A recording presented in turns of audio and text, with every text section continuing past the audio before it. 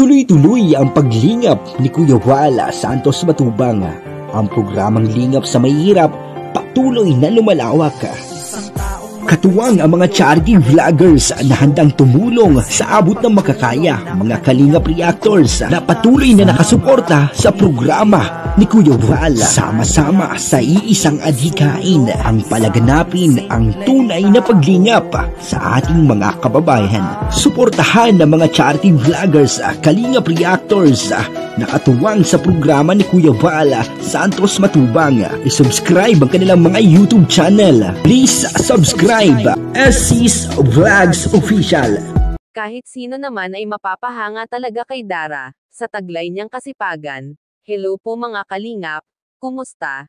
Sana ay nasa mabuti po kayong kalagayan saan man kayo naroroon, naway patuloy po nating suportahan ang advocacy ni Kuya Val, Kalingap Rab. Wag po natin skip ang kanilang mga ads para sa ganon ay marami pang kababayan natin ang kanilang matulungan. Ito naman po ako Ses Vlog magbibigay ng reaction patungkol kay Dara. Habang pinapanood ko ang video ni Dara patungkol sa kanilang sitwasyon ay napapahanga nga talaga ako sa kanyang abilidad. Kinakaya nilang mamuhay sa bundok na sila lang, walang katao-tao. Para sa akin hindi talaga safe sa kanila manirahan doon.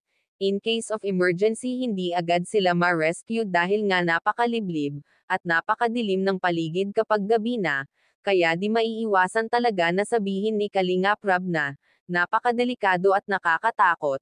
Yes, matatakot ka talaga, kapag hindi ka nasanay sa paligid, lalo na kapag gabi, marami kang maririnig na kung ano-ano sa paligid. Kaya nga nung sinabi ni Dara na maaga pa lang ay gising na siya, dun nga sinabi ni Rab na ang aga naman, nakakatakot iyon, kapag nasanay ka na sa paligid mo ay hindi ka na talaga matatakot, kaya kapag baguhan ka pa doon ay di ka talaga magtatagal doon, yun din ang isang katangian ni Dara na nakakabilib.